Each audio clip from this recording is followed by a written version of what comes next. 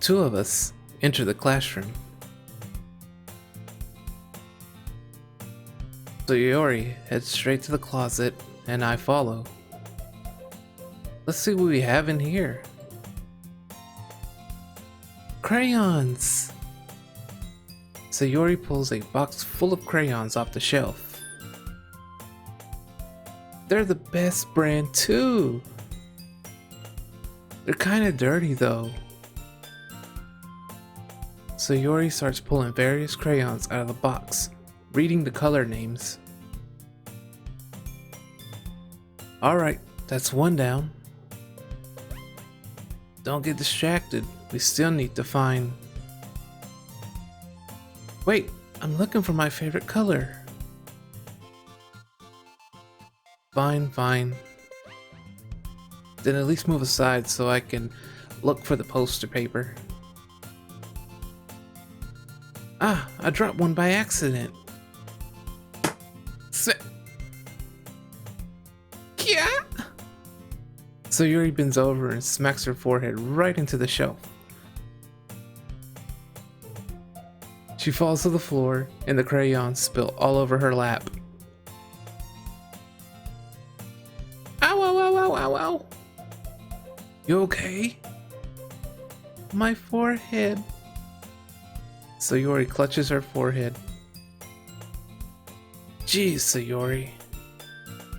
That's just like you, isn't it? Come on, let me see. Since Sayori is sitting on the floor, I grab her by the waist and pull her out of the closet. You have to move your hands, Sayori. But it hurts. Just do it for a second. Sayori slowly releases her hands from her forehead. I gently brush her bangs to the side. Ow! Sorry. There's a huge red mark on the center of her forehead.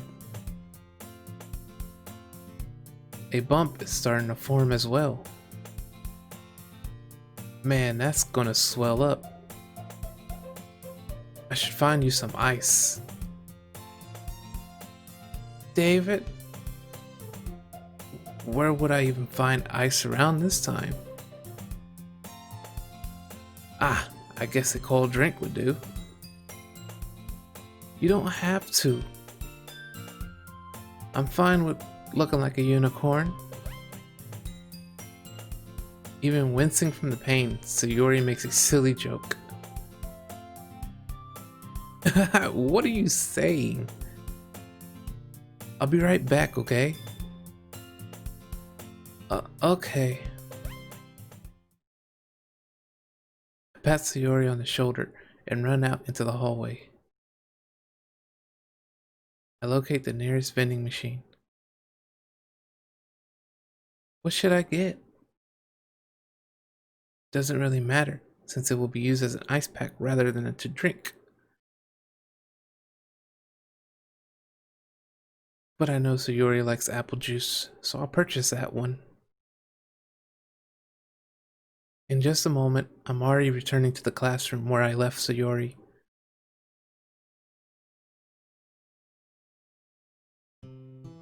She has one palm on her forehead and is using the other hand to clumsily scoop crayons back into the box.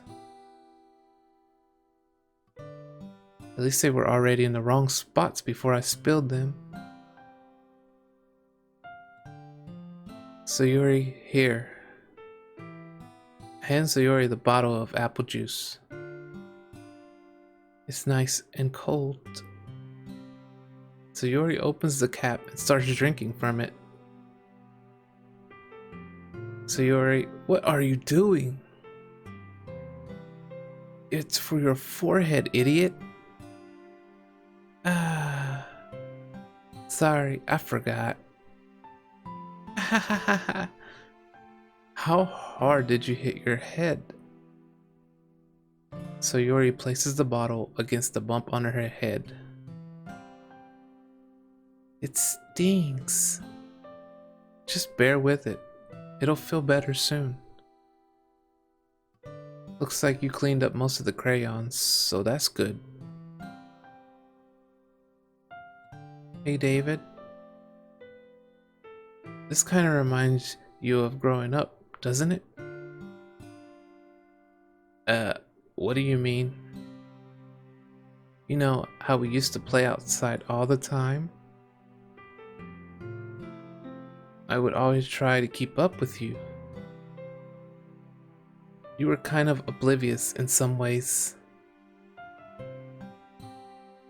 Like I usually fell behind or had trouble climbing on the things you did. Sometimes when I tried to do things I couldn't, I would get myself hurt. I'd fall and scrape myself or get a bump. And I would start crying really hard.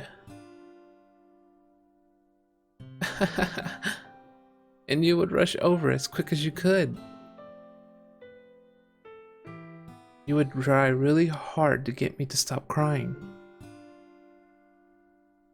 It was almost like you blamed yourself and were afraid of getting in trouble if someone found out.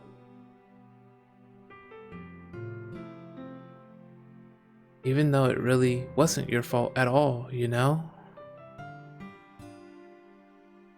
Did I really do that? Yeah, you don't remember? Come to think of it, maybe I do remember a bit. I guess I was always so focused on my games that I didn't pay enough attention to you. So in a way, it was my fault. Kind of like this time too. If I wasn't rushing you out of the closet, you probably wouldn't have hit your head. David, I don't think you realize it, but you're always thinking about other people. Even after all these years, you're rushing to help me, even though I'm just being clumsy. You're really a sweetheart. Don't call me that. And I don't really do this kind of thing all the time. I guess when it comes to you, it just feels natural. Before I even know it, I'm treating you like that. I guess that's what happens when you've been friends for so long. Really? Maybe you're right. David, I'm so glad that nothing's changed between us. Do you think it'll be like this forever? Forever? If I'm honest to myself, there's no telling where we'll each end up for college or after that. So it wouldn't be fair for me to make any promises. But, well, I hope so. It's been this long already, right? I can't imagine you ever changing, so my hopes are up. I'm so happy. Sayori has a whimsical expression in her eyes. We remain silent for a moment. She's so silly and clumsy on the outside that when I see her deep in thought like this, it makes me not want to disturb her. I guess we should go back. I don't want to worry Monica, you know? Good luck with that. She's gonna see your forehead either way. Not if I hide it under my bangs. Sayori hops to her feet. Ah! She clutches her forehead again. Don't stand up so fast after hurting yourself. Ooh. Well, I guess it's too late now. Anyway, let's go. I follow Sayori out of the classroom. Sayori plays with her bangs to try to hide the bump, but without much success. In a moment, we make it back to the classroom. Ah, you're back. Good timing. I was just about to ready to start with sharing our poems. Sayori, your forehead. She's fine, don't worry about it. I was playing with the crayons and smacked my forehead into the shelf.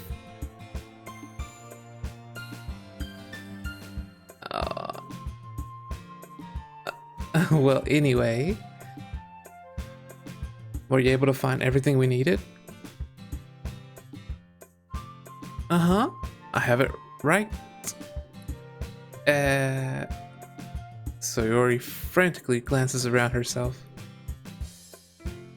I forgot all the stuff! Calm down, Sayori. I have it all right here. I found the poster paper too. Sounds like you end up doing all the work, David. Ah well, Sayori. I failed to come up with an excuse for Sayori. I made it an adventure. Yeah, that. Ah, okay. In any case, good work. I'll start working on the posters tonight. Me too! Okay, everyone. Are you ready to share your poems? Guess I should grab mine. After making sure the crayon box is closed tightly, I return to my seat. With Yuri. Let's see what you've written for today.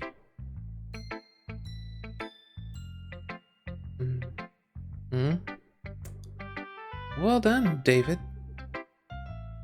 Your skills are already improving. Really? Thanks, Yuri. Coming from you, that means a lot. Eh? It's nothing. I'm just happy to help inspire fellow writers. I know you're new to this, so don't worry so much if it seems like you can't get your poems to feel perfect.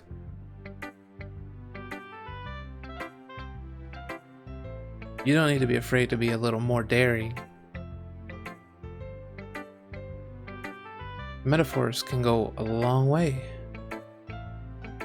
Don't feel like you need to work your brain like turning a bunch of gears. Try letting your mind wander through your feelings. And write down the things you see and hear. That's one way to truly enable your reader to see into your mind. It's a very intimate exercise. I see. That's a certainly interesting technique. Thanks for sharing. I have, well, an example of that if you like to read it. Of course. Is this the poem you wrote for today? Yuri nods and timidly hands me her poem. The raccoon. It happened in the dead of night while I was slicing bread for a guilty snack. My attention was caught by the scuttering of a raccoon outside my window. That was, I believe, the first time I noticed my strange tendencies as an unordinary human. I gave the raccoon a piece of bread, my subconscious well aware of the consequences, well aware that a raccoon that is fed will always come back for more. The exciting beauty of my cutting knife was the symptom. The bread, my hunger, curiosity, the raccoon, an urge. The moon increments its its phase and reflects that much more light off of my cutting knife. The very same light that glistens in the eyes of my raccoon friend. I slice the bread, fresh and soft. The raccoon becomes excited. Or perhaps I'm merely projecting my emotions into the newly satisfied animal. The raccoon has taken to following me. You could say that we've gotten quite used to each other. The raccoon becomes hungry more and more frequently, so my bread is always handy. Every time I brandish my cutting knife, the raccoon shows me its excitement. A rush of blood, classic Pavilion conditioning. I slice the bread and I feed myself again. Okay.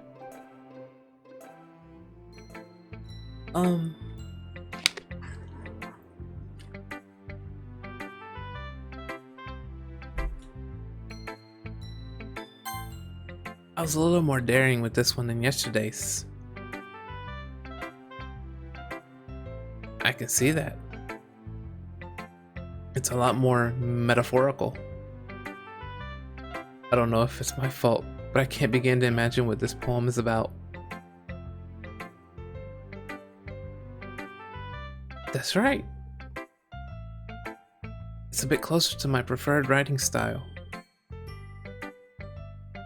Using the poem as a canvas to express vivid imagery and convey emotions through them. Yeah, if I take it at face value, then I can't even figure out what it's supposed to mean. Well, I think it's something that different people can relate to in their own way. I wanted to express the way it feels for me to indulge in my more unusual hobbies. It's those sort of things I'm usually forced to keep to myself. So I sometimes enjoy writing about them. Why do you keep them to yourself? Because they're embarrassing. And people would make fun of me. Don't you have anything like that, David? Well, yeah, I guess I do. I feel like everyone has a little something like that.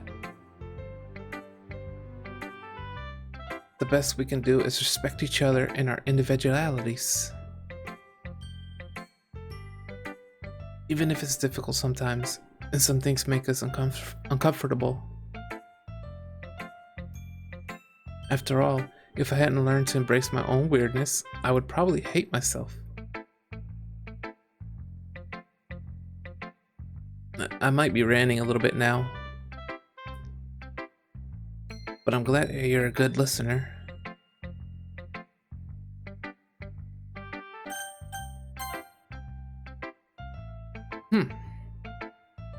Well, it's not really any worse than your last one.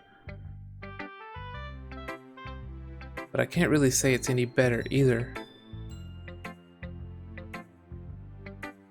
Whew.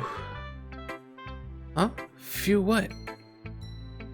Well, anything that isn't a train wreck, I'll take as a win. And I get the feeling you're probably the most critical.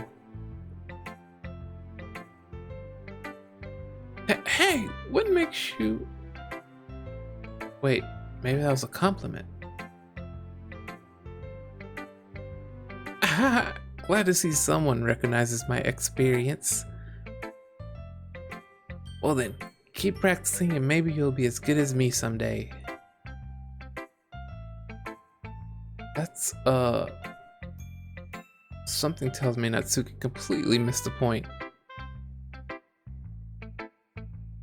Come to think of it, this kinda reminds me of Sayori's poem from yesterday. You think so? Yeah, well I guess if you've been friends with her for so long, you might be on the same wavelength.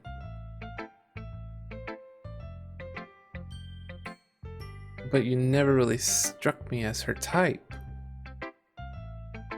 Sayori has a type all of a sudden? Well, I don't know. But honestly, how can someone so, fluffy spend so much time with someone like you? It's like she's dragging around a dead weight. That was a little unnecessary. But think of it this way, if it weren't for me, she would probably just fly away like letting go of a balloon.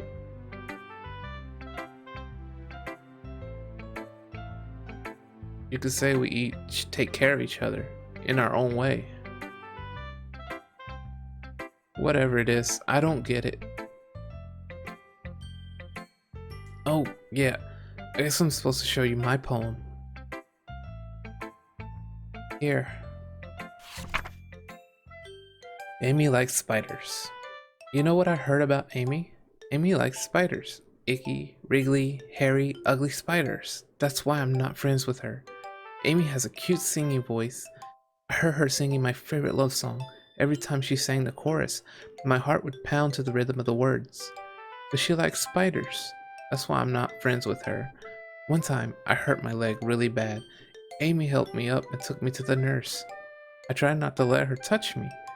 She likes spiders, so her hands are probably gross. That's why I'm not friends with her. Amy has a lot of friends. I always see her talking to people. She probably talks about spiders. What if her friends start to like spiders too? That's why I'm not friends with her. It doesn't matter if she has other hobbies.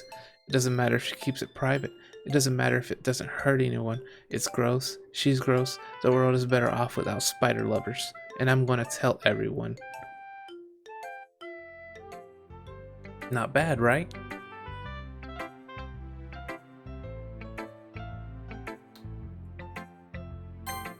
It's quite a bit longer than yesterday's.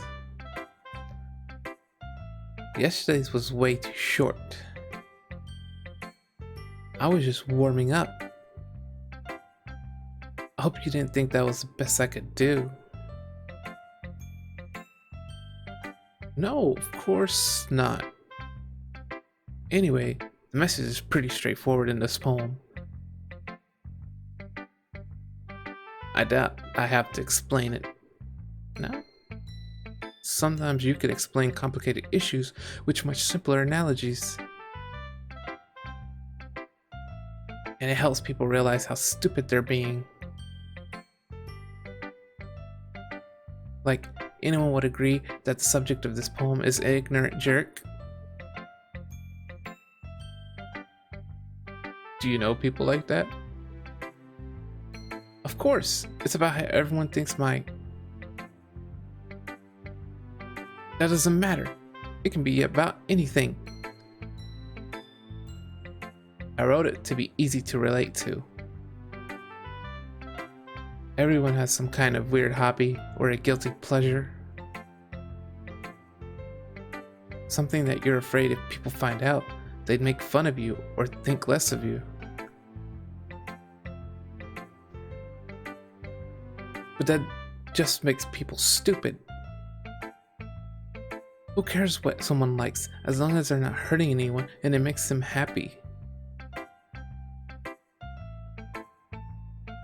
I think people really need to learn to respect others for liking weird things. Huh, that's funny. Yuri wrote about something similar today. Huh? Did you say Yuri? Yeah. She said her poem was about an unusual hobby of hers. I didn't really get it, but she said something similar to you. That people shouldn't make each other feel insecure about those things. Really? Well, I mean, Yuri's pretty weird, so I wouldn't doubt that she has some weird hobbies.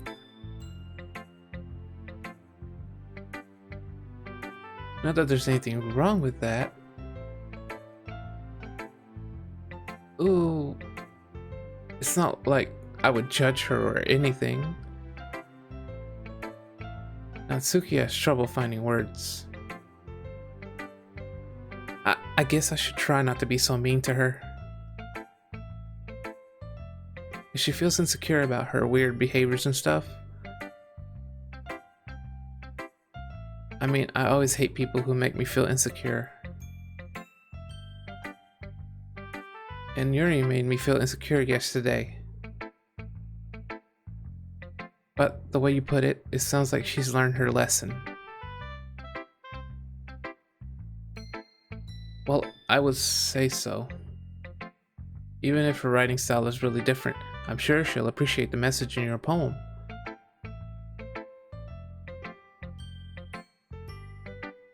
It's what I do best, after all. I don't like writing unless there's a good message to take away from it. Like, conveying emotions is important. But I want to make people think, not just feel. Remember that. I'm gonna write a good one for tomorrow too, so look forward to it.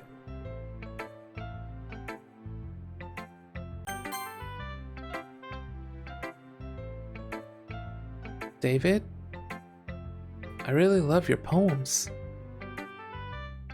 I can't believe you've been hiding these from me. I'm not hiding anything. But your poems are so good. Yesterday's and this one too. You can't tell me you haven't done this before. I mean, you're really the only one who feels that way, so... Eh? No way. Not even Natsuki? I guess Natsuki's the least likely to admit how much she likes something. But I don't think it's that. What do you mean? Well, I guess I'll be honest about it. It's a lot easier to write poems when I'm thinking about you.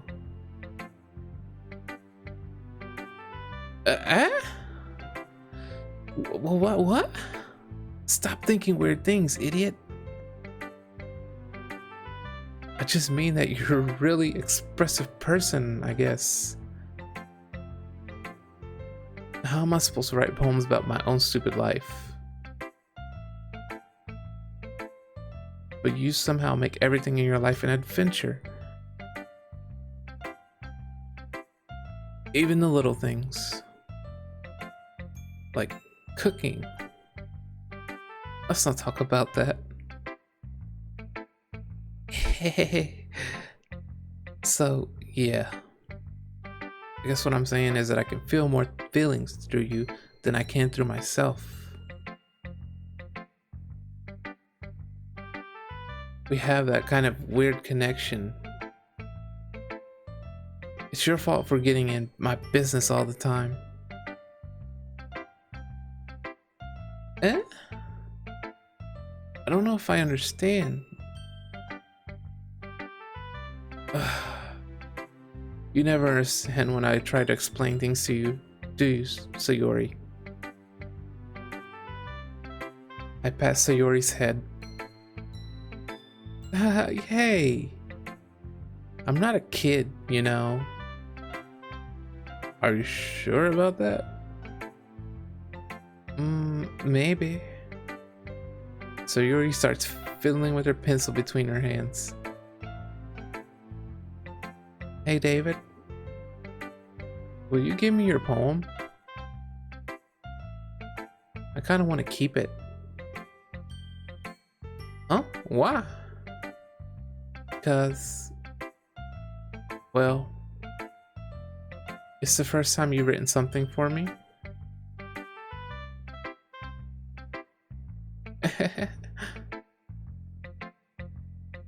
Sayori completely misunderstood. I didn't write this for you.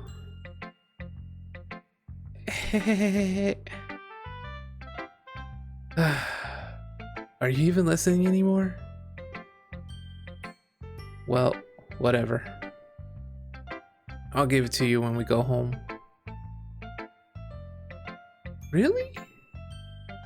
Snap. Ah! I broke my pencil. Sayori hastily bends down to pick up the piece she dropped. But being inattentive of her surrounding, she bumps right into me. Sorry. It's fine. It's fine. I'll get it for you. I bend down and pick up the broken pencil. Sayori clutches the desk beside her to support herself, knees shaking. I'm a little clumsy today. Let's sit down, Sayori. Yeah. I grab Sayori's arm and help her sit at the desk. Anyway, I still haven't read your poem. Oh. Sorry, I forgot about that. But it's not as good as yours. Jeez, don't worry. I'm sure I'll like it. Bottles. I pop off my scalp like the lid of a cookie jar. It's the secret place where I keep all my dreams. Little balls of sunshine, all rubbing together like a bundle of kittens. I reach inside with my thumb and forefinger and pluck one out. It's warm. And tingly, but there's no time to waste. I put it in a bottle to keep it safe, and I put the bottle on the shelf with all the other bottles. Happy thoughts, happy thoughts, happy thoughts, and bottles all in a row. My collection makes me lots of friends, each bottle a starlight to make amends. Sometimes my friend feels a certain way. Down comes a bottle to save the day. Night after night, more dreams. Friend after friend, more bottles. Deeper and deeper my fingers go, like exploring a dark cave, discovering the secrets hiding in the nooks and crannies, digging and digging, scraping and scraping. I blow dust off my bottle caps. It doesn't feel like time elapsed. My empty shelf, come use some more. My friends look through my locked front door. Finally, all done, I open up and in come my friends. In they come in such a hurry. Do they want my bottles that much? I frantically pull them from the shelf, one after the other, holding them out to each and every friend, each and every bottle, but every time I let one go, it shatters against the tile between my feet. Happy thoughts, happy thoughts, happy thoughts in shards all over the floor. They were supposed to be for my friends who aren't smiling. They're all shouting, pleading, something, but all I hear is echo, echo, echo, echo, echo inside my head. Holy crap.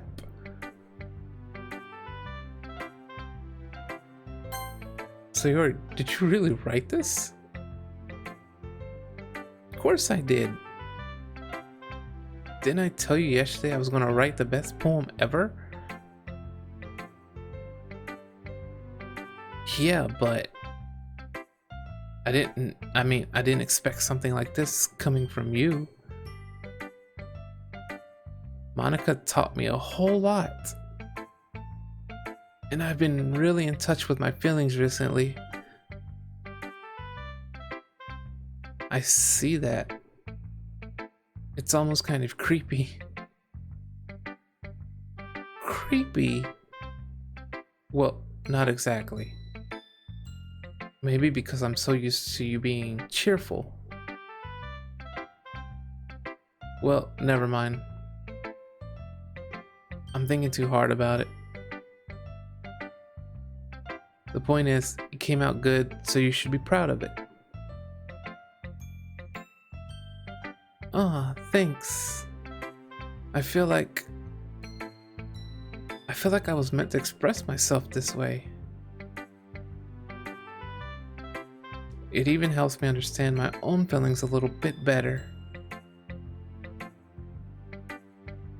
Writing is like magic. You've gotten pretty passionate about this, huh? I hope you keep it up. Yeah, Writing's the best. I'm gonna keep writing until I die. Don't get ahead of yourself. So Yori's always had a habit of getting obsessed with something before dropping it no more than a week later. I wonder if this is one of those times. Seeing the passion in her eyes makes it hard for me to be pessimistic.